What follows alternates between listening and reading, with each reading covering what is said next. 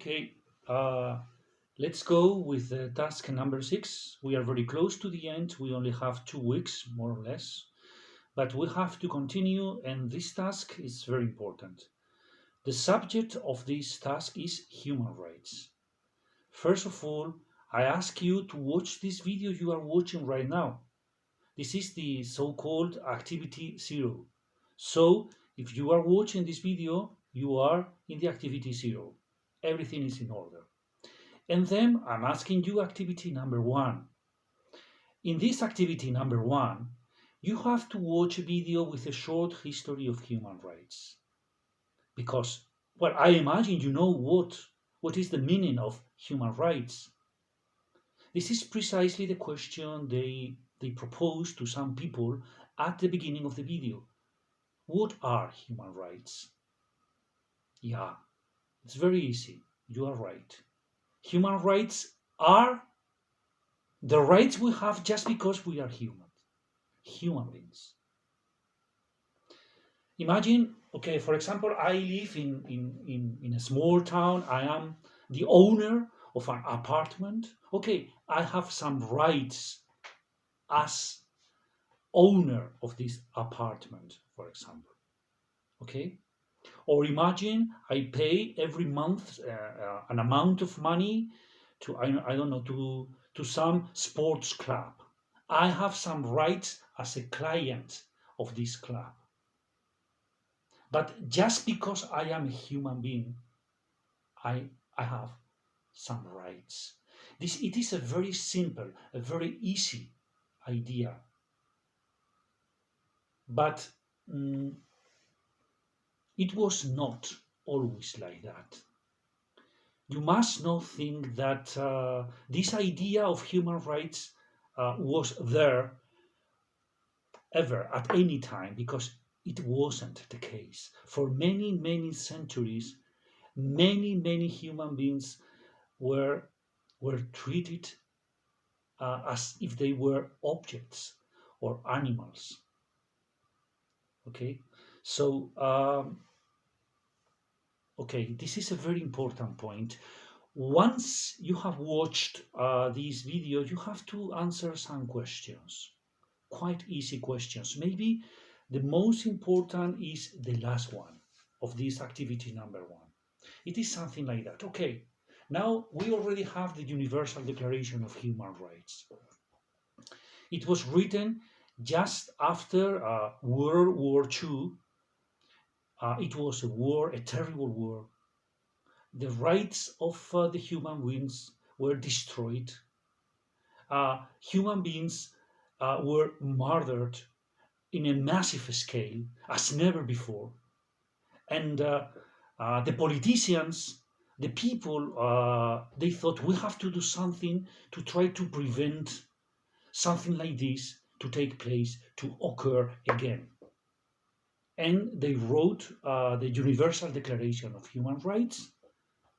This declaration, which begins with these famous and these beautiful words: all human beings are born free and equal in dignity and rights. Beautifully. And so we can live happy and we can be no problem forever. Well, except the fact that there was a little problem. Which is this little problem? This is the question I am asking you in this activity number 1. Okay, and then we go to activity number 2. In activity number 2, I ask you to fulfill a table. Okay, it is an exercise a little bit difficult maybe. This table has got 3 columns. In the first column, I have written the 12 rights I have selected for this activity. Right to life, for example, right to, I don't know, to private property, right to education, and, okay, and so on. Okay, I think that most of these rights are easy to understand. Maybe we should tell something about the right to physical integrity and the right to moral integrity.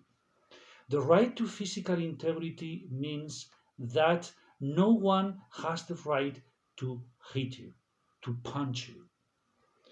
No one has this right.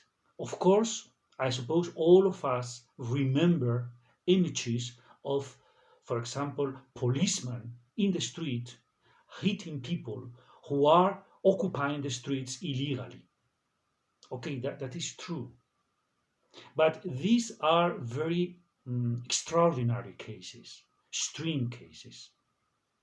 Very often, there are problems, conflicts among different rights among citizens in normal life. But the police always must be very careful, and when they have to use the force, it should be the minimum force necessary to restore the law and to protect the rights of other citizens. And on the other hand, we have the right to moral integrity. Moral integrity means no one has the right to insult you. Okay. These days, unluckily, we could watch a video in which a local policeman insulted and humiliated verbally to a transsexual person. He said something like, "You are a monster, you are a freaky," something like that. It is awful, okay? And it is more regrettable taking into account the enormous, the huge work, so difficult task that the police are doing in these days of crisis. Okay, I am using this example to explain the meaning of right to moral integrity. Okay, and I use in this activity the right to not to suffer torture. Obviously, torture is always an attack, an aggression to physical and moral integrity. So, how can we notice the difference between an attack to physical integrity and torture? Okay, torture. This the crime of torture must be made by a policeman, by an authority, with the objective of getting some information or just the objective of terrorizing the population. Okay, spread terror among people. Torture is a crime very often used by dictatorships. So you have to fulfill this table. In the first column, I have written the 12 rights I have selected for this activity. In the central column, you have to write the examples I gave on the paper, okay? But in order, close to the right, for example, the right to life, the right to education, the right to vote, and you have to write, to put in order my examples. And in the third column, you have to write your own examples. Okay, I have written already something just to make it easier to understand what I am asking you. Okay, and okay, you must write your own examples in the third column. You can write something similar to my examples, or maybe you can write original examples. Okay, which obviously I will take these original examples more into account because they are more difficult. Okay, and at the end, if there is something you can't answer, don't worry too much, because I understand that it is not so easy, this activity. So try your best.